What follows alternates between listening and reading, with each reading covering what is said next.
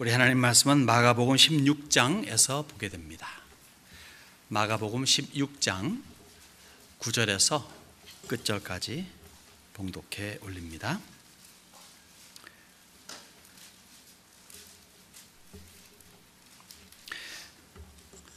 예수께서 안식 후 첫날 이른 아침에 살아나신 후 전에 7 귀신을 쫓아내어 주신 막달라 마리아에게 먼저 보이시니 마리아가 가서 예수와 함께 하던 사람들이 슬퍼하며 울고 있는 중에 이 일을 알림해 그들은 예수께서 살아나셨다는 것과 마리아에게 보이셨다는 것을 듣고도 믿지 아니하니라.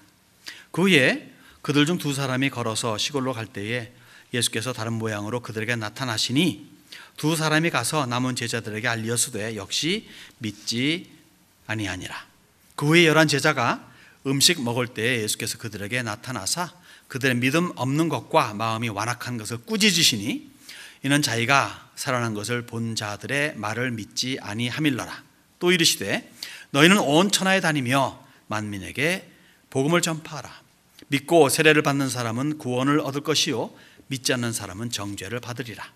믿는 자들에게 이런 표적이 따르리니 곧 그들이 내 이름으로 귀신을 쫓아내며 새 방언을 말하며 뱀을 집어 올리며 무슨 독을 마실지라도 해를 받지 아니하며 병든 사람에게 손을 얹은즉 나으리라 하시더라.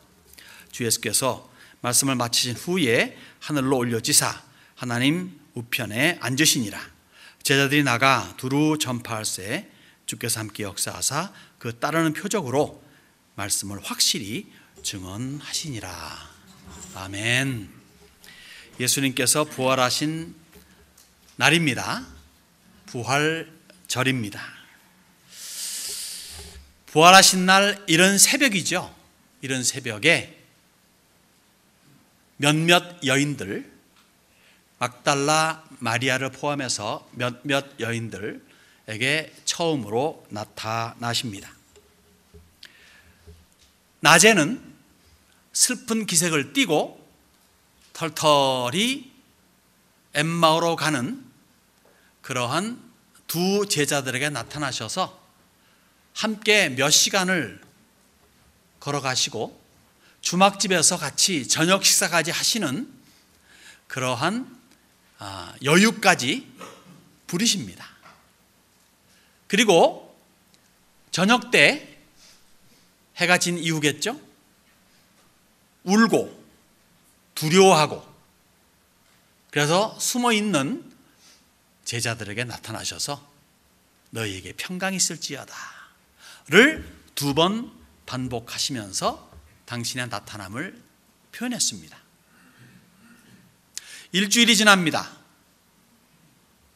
그때 당시에 제자들이 모여 있었을 당시 때 없었던 도마가 투정을 부리죠. 내 눈으로 보지 않고는 못 믿겠다. 일주일 지난 다음에 그 제자를 포함한 11 제자가 있을 적에 주님 다시 나타나시면서 말씀하십니다.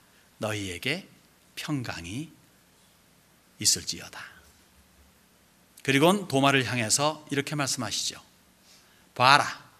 그리고 믿지 못하는 자가 되지 말고 좀 믿어라.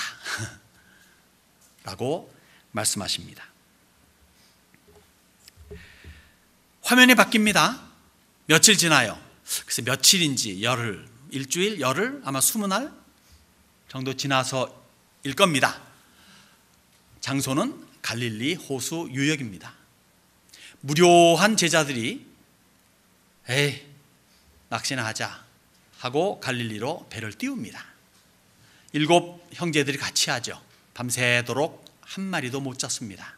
그런데 새벽녘에 어느 한 분이 잡았느냐? 못 잡았습니다. 오른편에 던져라. 던졌더니 고기를 많이 잡았죠. 주님인 걸 알고 달려 나옵니다. 이미 그 호숫가에는 예수님께서 제자들을 위해서 떡을 만들어 놓으시고 그리고 이미 구운 생선도 있었다. 그들과 함께 조반을 아침 새벽 식사를 하셨다라고 성경은 기록하고 있습니다. 한 번도 충분한데 여러 번 나타나시는 모습이죠. 이 권세라고 하는 것은요, 마치 비누와 같아서 많이 쓰면 쓸수록 비누의 크기는 작아져요. authority는 작아진다는 겁니다. 그런데 예수님께서는 한 번으로 충분하신데 여러 번 나타나신 거죠. 대단하신 자기 희생이라고 저는 생각을 해봅니다. 이것조차도, 나타나신 것조차도. 위험스런 장엄하신 왕의 왕께서 이렇듯 자주 나타나셔서, 바울의 기록에 의하면요, 주님께서는 베드로에게 개인적으로 나타나셨다고 합니다. 12제자뿐 아니라 나중에 500여 형제들에게 일시에 나타났다고도 기록을 하고 있습니다. 자기의 젖동생, half brother, 자기의 젖동생인 야고보에게까지도 나타나셨다고 말하고, 그리고 바울에게도 다메섹 도상에서 정오의 빛보다 더 밝은 빛으로 나타나셨음을 바울은 기록하고 있죠. 누가는 예수님께서 부활하신 다음에 40일 동안 나타나셨다라고 기록하고 있고, 그리고 그때에 말씀하신 주제는 하나님 나라의 일에 대해서, 하나님 나라에 대해서 설명하신 것보다도 하나님 나라의 일, 이 세상에 속하지 아니한 거룩한 일, 이 세상에서 해야 될, 그러나 하나님 나라에 속한 일에 대해서 말씀하셨다고 그렇게 합니다.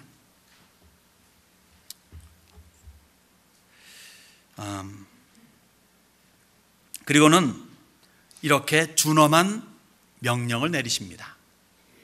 그것이 곧 우리가 잘 알고 있는 지상대명령이면서 연결된 사도행전 1장 8절의 말씀이에요. 오직 성령이 너희에게 임하시면 너희가 권능을 받고 예루살렘과 온 유대와 사마리아와 땅끝까지 이르러 내 증인이 어떻게 될까? 되었으면 좋겠다가 아니라 되리라 라고 말씀합니다. 되어라 라고가 아닙니다. 되리라 라고 말씀하세요. 이미 될 것을 아시고 어떻게 해야 될 것인가, 하나님 나라의 일에 대해서 너희들이 증언할 것을, 외칠 것을 이미 그렇게 명령하고 있습니다. 이 말은요, 주님을 본받으라라고 하는 의미예요. 한 영혼을 구원하기 위해서, 즉 여러분과 같은 한 영혼을 구원하기 위해서 높고 높은 하늘 보좌를 버리시고 낮고 낮은 이 땅에 육신을 입고 오셔서 말씀으로 가르치시고, 육신이 약한 자들의 병을 고치시고, 귀신자들의 귀신을 쫓아내시고, 심지어 죽은 자마저도 살리시면서까지 애쓰신 주 예수 그리스도를 거울 삼아서 본받아서 그렇게 따라가야 한다는 것, 살아야 한다는 것을 강조하고 있는 겁니다. 그러면 하나님 나라의 일이 무엇인가요? 하나님 나라의 일은 오늘 본문에서 한마디로 요약해 줍니다. 우리가 잘 알고 있는 거죠. 즉 복음을 전파하라입니다. 복음을 전파하라. 하나님 나라의 일은 복음의 전파입니다. 복음, good news. 사람에게 가장 좋은 뉴스는 뭘까요? 너 영생한다 아니겠습니까? 누구나 죽는데 너 영생해. 이것보다 더 좋은 소식이 어디 있겠습니까? 거기에 물론 금상첨화가 있다면 너 잘 먹고 잘 살고 그리고 영생해겠죠. 여기 대다수의 우리들은 잘 먹고 잘 살고 영생할 거 아니겠습니까? 많은 분들이 못 먹고 못 살고 핍박과 환난 속에 살면서 영생을 바라보는 그런 분들도 많이 있습니다만, 저와 여러분은 무슨 은혜인지 잘 먹고 잘 살고 그리고 영생까지 우리는 개런티를 받았습니다. 사실 9절에서 16절 말씀은요, 9절에서 20절 끝 말씀은 성경의 가장 권위 있는 사본에 기록이 안 돼 있는 부분입니다. 그런데 많은 사본에 기록이 되어 있어요. 무슨 말인고 하면은 성경의 원본은 사라졌습니다. 근데 원본을 카피한 사본들이 많죠. 그때의 카피 기술이 있어서 지금처럼 카피 머신이 있거나 하면 좋겠는데 그렇지가 않고 사람들이 일일이 받아 썼습니다. 그러니까 보고 썼고 쓴 것을 또 쓰고 쓴 걸 또 썼어요. 그렇게 해서 쭉 지내오니까 많은 사본들은 있는데 원본이 사라졌죠. 그 사본들을 비교 대조해서 이른바 우리가 가지고 있는 성경이 된 거니까 거기에는 좀 빠진 것도 있고 틀린 것도 없잖아 있습니다. 사람의 실수가 있는 거죠. 그래서 그를 비교 대조해서 만들어낸, 그래서 최대한 이거다라고 한 것이 우리가 가지고 있는 성경책이고 번역본들입니다. 근데 거기에 권위 있는 부분, 가장 오래된 것들이 가장 권위가 있겠죠. 등등 그런 것들에 이 부분이 사라졌기 때문에, 그러나 다른 부분에 많이 있기 때문에 여기에 가장 큰 권위를 두지는 못하고 괄호를 칩니다. 그래서 여기서 가만히 보시면은 성경에 괄호를 쳤어요. 9절에서 20절까지는. 이 하나님 괄호로라도 쳤기 때문에 우리가 이 말씀에 대해서 심각히 살펴보고 그리고 은혜를 받아야는 되지만은 여기를 기초로 해서 신학을 쌓아올릴 수는 없다는 거죠. 여기에 만일 신학을 쌓아올리면은 여러분들에게 문제가 벌어질 수가 있습니다. 사약을 마셔도 안 죽어요. 독사에게 물려다 까딱 없어요. 그럴 수 있습니다. 그러나 그것을 시험해서는 안 됩니다. 제가 여러분들 장례 치러줄 일 있겠습니까? 거기에 교리를 세우면 안 되고 하나의 은혜적인 부분에서 다른 성경과 비교해 가지고 우리가 발췌할 부분은 발췌해야 된다는 거죠. 그런데 우리가 읽은 이 9절에서 20절까지의 이 부활의 이야기를 가만히 접해보면요, 다른 복음서와 좀 다른 부분을 우리가 발견하게 됩니다. 뭐냐면요, 바라보는 시선이 그리고 반응이 대체적으로 부정적이에요. 회의적이에요. 그리고 불신적입니다. 너무도 엄청난 사건이기 때문에 그런 건가 생각을 해봅니다. 심지어 막달라 마리아를 소개할 적에 막달라 마리아 하면 되는데 그렇지 않고 7 귀신 들렸던 막달라 마리아라고 이렇게 말합니다. 마리아로서는 평생에 영원토록 가지고 있는 꼬리표예요.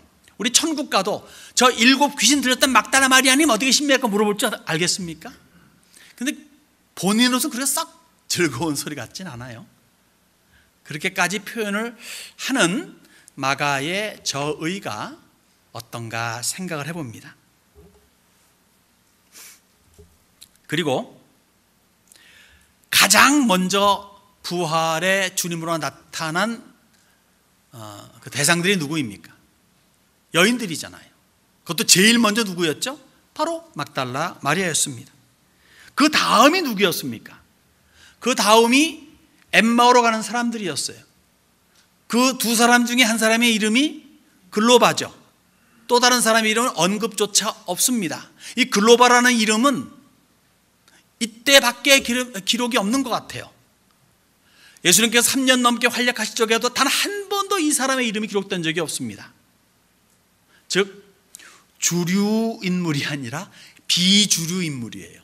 메인 라인, 메인 스트림이 아니라 그냥 옆으로 흘러가고 있는 그러한 사람이라는 거죠. 그러한 사람에게 두 번째로 나타나신 거예요. 그리고 세 번째로 나타날 때가 곧 제자들이 숨어 있을 때였습니다. 흥미롭지 않습니까?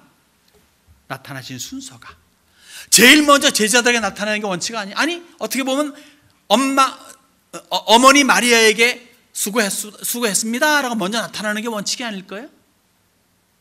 우리가 알고 있는 수신제가 치국 평천하라고 먼저 자기 자신 그 다음에는 가족을 이런 식으로 하듯이 먼저 가족에게 나타나는 게 좋은 게 아닐까요? 그렇지 않고 가장 천한 사람에게 먼저 나타나시고 비주류의 사람이 나타나시고 그 다음에 주류 자기의 제자들에게 그 다음에 세 번째 나타나신 것은 참 흥미롭습니다. 아마도 분명히 앞으로 펼쳐질 복음 전파의 순서가 이렇게 될 것을 넌지시 알려주지 않는가 생각을 해보죠. 과연 지난 2000년 동안의 복음의 이 전파가 그렇게 되지 않았습니까? 이른바 안다는 사람들, 똑똑한 사람들, 권세 있다는 사람들에게 복음이 먼저 들어가던가요? 안 들어가죠. 천히 여겼던 사람들, 우리나라 같으면 저 부녀자들, 조선시대 때 이야기입니다. 지금이 아니고 그런 여인들에게 복음이 들어가고, 한 대가족 제도에서 가장 힘이 없는 며느리에게 복음이 들어가고, 그렇게 해서 천대와 조롱받던 복음이 오늘 대한민국은 지금의 대한민국이 되었다 생각할 적에, 복음의 루트가 그런 식으로 종종, 아니 대다수 항상 그렇게 드러나는 것을 보게 됩니다. 여러분, 여기 믿지 아니하니라, 9절에서 16절까지의 믿지 아니하니라가 3번 반복됩니다. 그럼에도 불구하고 믿지 아니하니라를 3번 반복한 이 제자들을 세우시는 주님이시에요. 저 같으면 안 세울 것 같아. 내가 부활하리라, 내가 죽은 다음에 다시 살아나리라를 여러 번 제자들에 반복하셨어요. 안 믿었어요. 못 믿었어요. 직접 부활하셨다고 이제 사람들을 보냈습니다. 안 믿어요. 여러분, 못 믿는 게 아니라 안 믿는 거예요. 안 믿겠다, 못 믿겠다 꾀꼬리지만 안 믿겠다 딱따구리예요. 안 믿는 거예요. 그럼에도 불구하고 이들을 세우시는 원칙이 있습니다. 먼저 세우시는 그 원칙은 은혜와 긍휼과 인내와 사랑이 수반된 원칙이에요. 이 원칙 때문에 저와 여러분이 세워짐을 입는 겁니다. 이해할 수 없죠. 그런데 그렇게 하시더라고. 제가 세워진 거 보니까 주님을 충분히 이분들이 이해할 수 있을 것 같아요. 저 같은 사람도 이렇게 여러분들 앞에서 세워짐을 입었다는 이야기이죠. 재밌는 것은 일단 이들의 불신에 대해서 꾸짖습니다. 그냥 됐다마 내지, 에이 뭐다 다 사람이다 그런 거지 뭐, 그래 넘어가신 분이 아니라 꾸짖었어요. 분명히 꾸짖었다 말씀하시죠. 꾸짖었어요. 즉 회개시킨 겁니다. 그런 다음에 하신 말씀이 너희는 온 천하에 다니며 만민에게 복음을 전파하라. 범위가 어디입니까? 온 천하예요. 상대가 누구입니까? 만민이에요. 근데 이들에게 있어서는 온 천하는 유대인들의 세계였습니다. 처음에 만민은 잃어버린 유대인들이었습니다. 믿지 않는 유대인들이었습니다. 그러나 답은 뭡니까?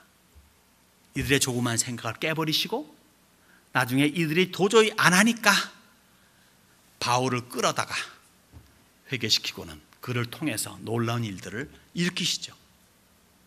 다시 말해서 온 천하는 너희가 생각하는 유대인들의 천하가 아니라 온 천하다 말 그대로.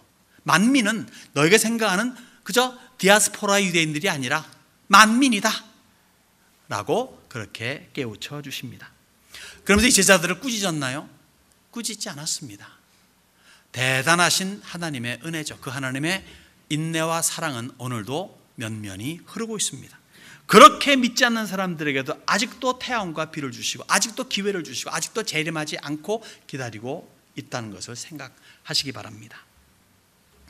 이 명령이 오늘 우리에게도 적용됨을 믿습니다. 그래서 가까이에는 우리가 전도할 줄 알아야 돼요. 그리고 멀리에는 물질 그리고 기도 등등을 통해서 선교에 간접적으로 혹 기회가 되면 직접적으로 참여하는 것이 마땅한 성도의 본분인 줄 압니다. 여기에요, 사실 한 가지를 덧붙이고 싶습니다. 좀 조심스러운 말씀이고 요새 같으면 오해가 될 만한 소지가 있는데 성경이 이렇게 말하기 때문에 저는 덧붙이기를 원합니다.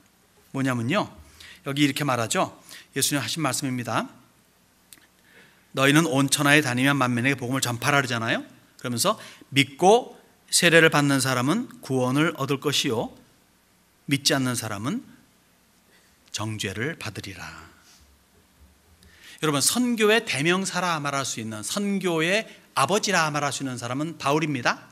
이 바울의 메시지 속에는요 항상 예수 천당이 있었어요. 그리고 그 이후에 덧붙인 말들이 많은 케이스가 불신지옥이 있었습니다. 그런 면에서 볼 적에 오늘날 우리가 전하는 예수는 해프가 아닌가, 마치 야성미가 없어진 동물원 속의 호랑이가 아닌가 생각을 해봅니다. 길들여진 호랑이. 여러분요, 저도 그렇지만 지옥 이야기에서 좋아할 사람 몇 사람 되겠습니까? 좋은 이야기를 해도 받아들일까 말까인데 만일 지옥 이야기 한다면요, 옛다 너나 천당 가라, 난 지옥 가겠다 라고 하는지 어떻게 아시겠어요?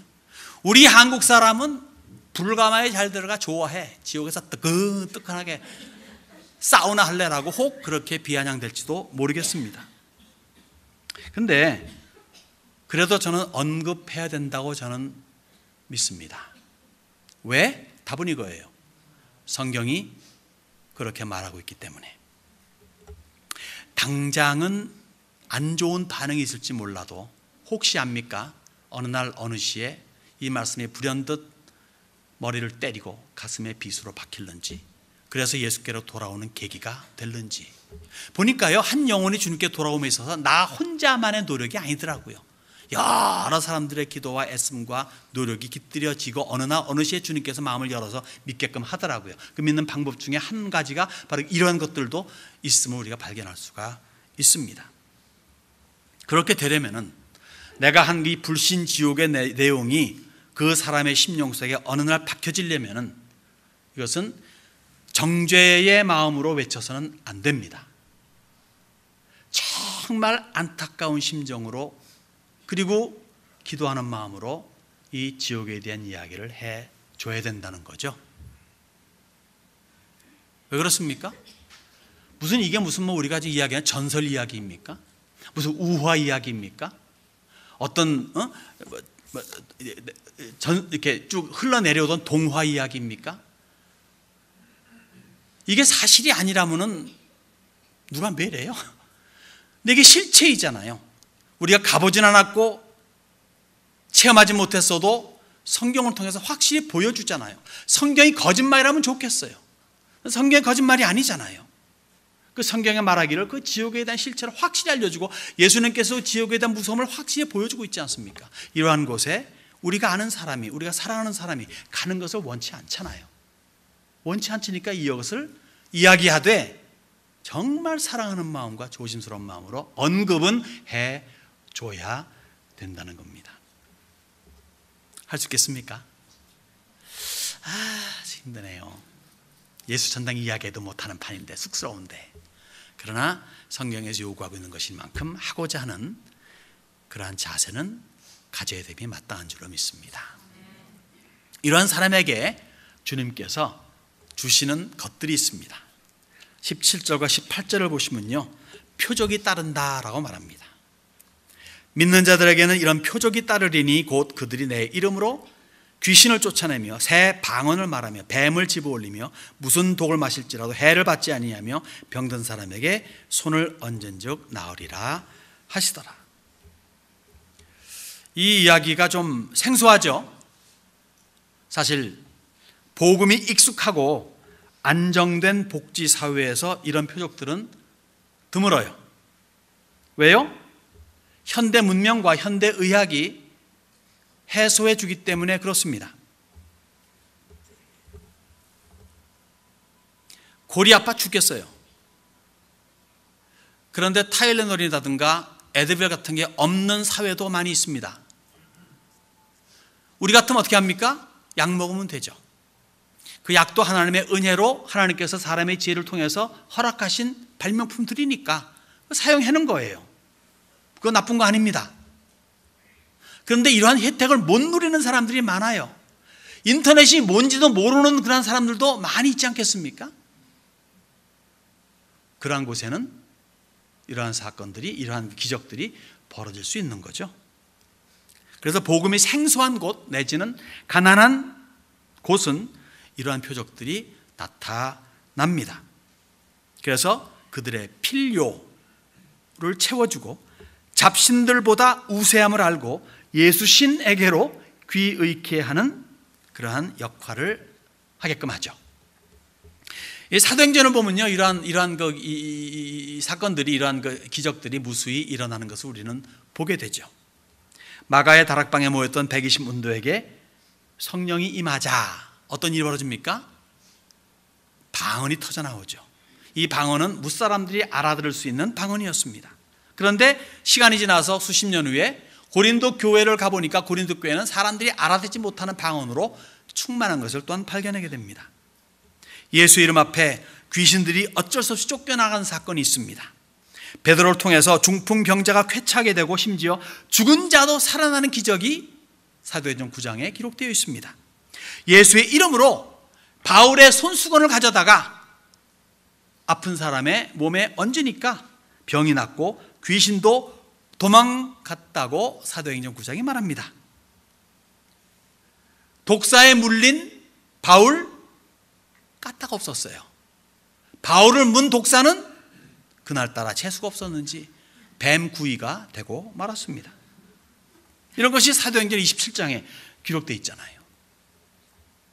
여러분, 지난 2000년의 기독교 역사는 이러한 기적들로 비일비재합니다. 지금도 제3세계, 제4세계에서 선교하는 선교사들은 이러한 것들을 보고하기도 합니다. 지금 우리 주변에 이런 일이 벌어지지 않는다고 해가지고 하나님의 기적이 없다고 생각하지 마십시오. 필요한 곳에서는 나타나죠. 자, 그런데 이겁니다. 하나님은 질서의 하나님이시죠. God is God of order. 질서의 하나님이십니다. 이 온 우주 만물을 누가 지었다? 하나님이. 누가 운영한다? 하나님이. 하나님은 질서를 통해서 이 온 우주 만물을 운행하고 계십니다. 한치의 오차도 없이. 그리고 그 질서를 안어하라고 말하는 거예요. 존중하라고.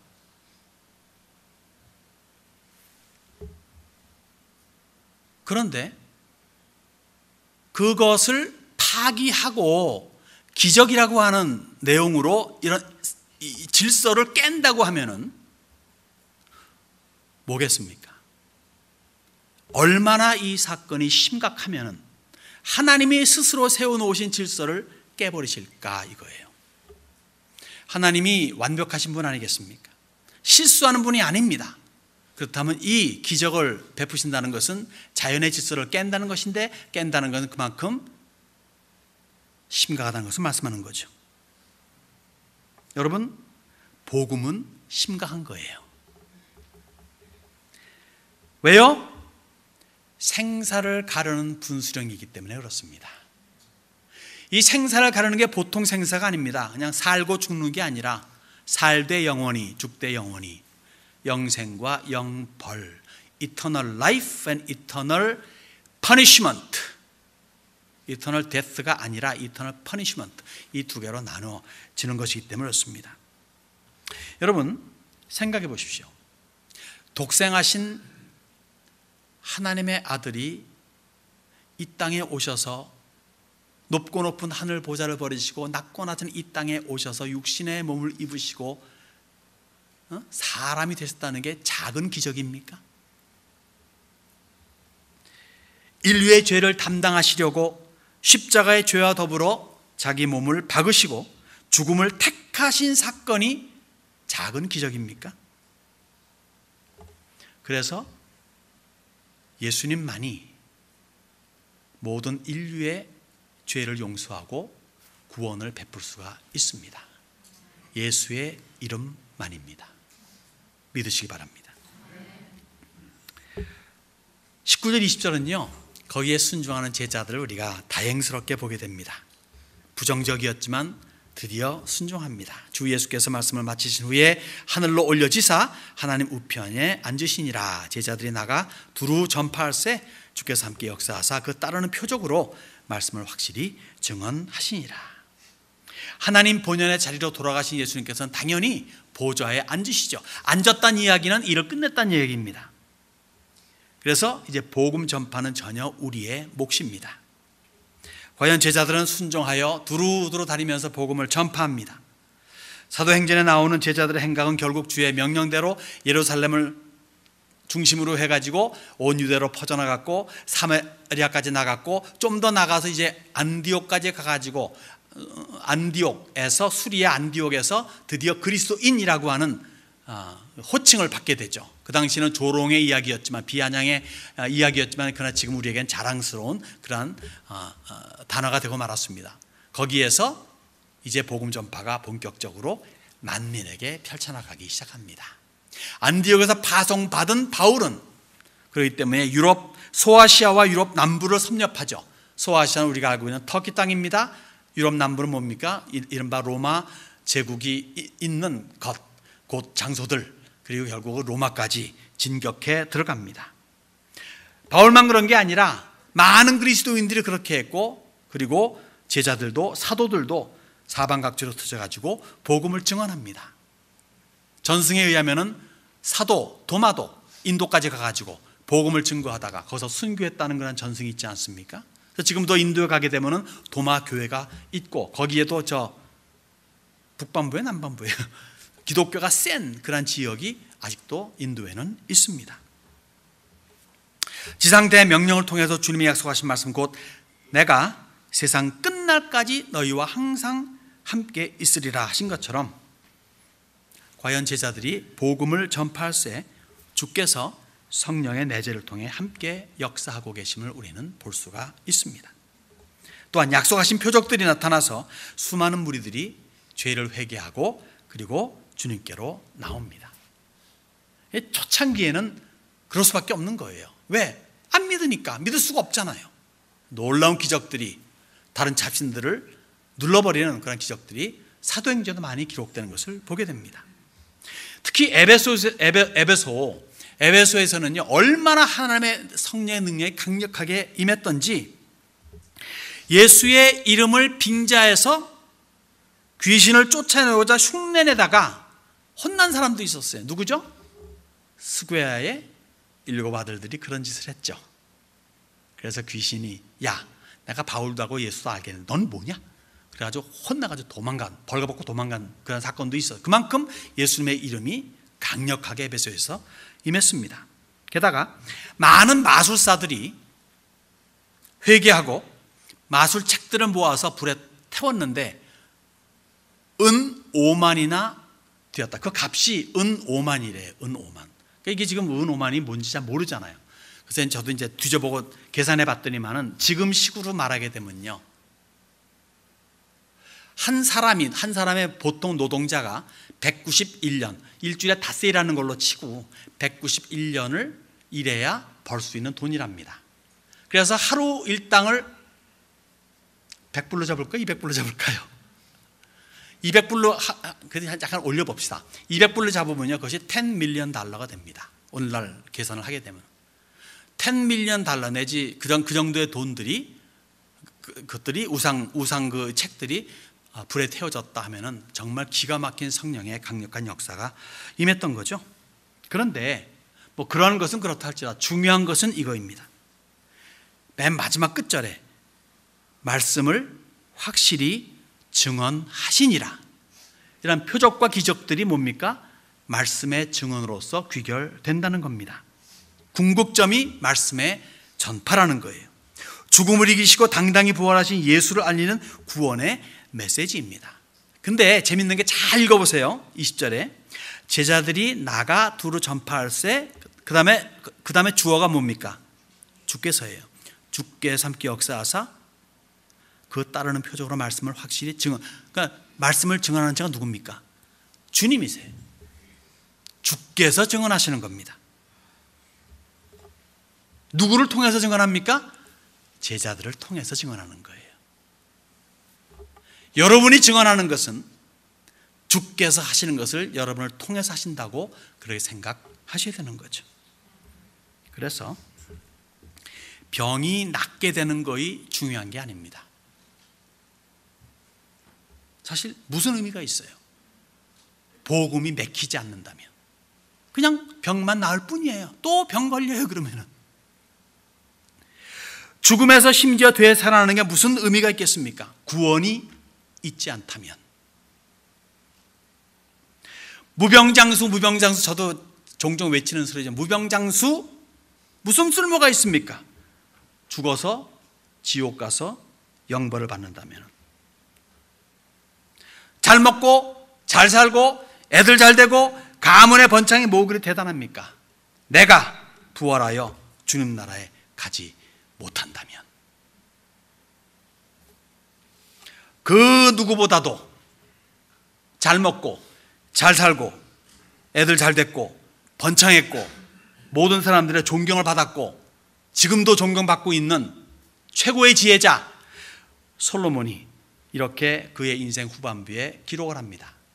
헛되고 헛되며 헛되고 헛되니 모든 것이 헛되도다. 이 한 절에 헛되단 말이 몇 번 나옵니까? 5번이나 반복됩니다. 해 아래서 수고하는 모든 수고가 사람에게 무엇이 유익한가? 라고 어떻게 보면 허무주의 비슷하게 말씀을 하죠. 우리가 옛날에 전도서 강해 받을 적에 허무주의는 아니라고 말씀드렸습니다. 혹시 기억이 안 나면 저도 기억 안 납니다. 그때의 CD를 보시기 바랍니다. 그러면서 12장 맨 마지막 가게 되면 이렇게 끝을 맺는 걸 우리가 잘 알고 있지 않습니까? 하나님을 경외하고 그의 명령들을 지킬지어다. 수없이 많은 이야기를 했어요. 솔로몬이 뭐 이거 헛된 것이다, 저렇게 하는 것이다, 이게 즐거운 일이다, 저게 분복이다, 뭐 엄청나게 많은 말씀하시고 이러저런 비교를 많이 했습니다. 그런데 맨만 종결짓는 것이 뭐냐면은 그러므로 여호와를 경외하고 그의 명령들을 지킬지어다. 이것이 사람의 본분이니라. 하나님은 모든 행위와 모든 은밀한 일을 선악간에 심판하시리라. 자, 여기에서도 편히 말하면 불신지옥이 나오는 거예요.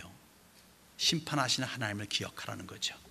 너의 행위가 너의 삶에서는 너 멋대로 하는 것 같지만은 그러나 심판주이신 하나님께서는 보고 계시다는 거죠. 그냥 묵고하지 않는다는 거죠. 여러분, 오늘 부활을 기리는 오늘입니다. 모든 우리 세미안의 권속들이 사람의 본분을 잘 지켜야 되겠습니다. 부활하여 승천하시면서 만민에게 복음을 전파하라 했으니 아멘 하면서 전하는 순종의 우리 세미안 권속들이 되기를 바랍니다. 그리고 모든 이에게 그러기 때문에 예수 믿자 할 수 있는 그러한 담대한 믿음의 전파자들이 되기를 주님의 이름으로 축원합니다.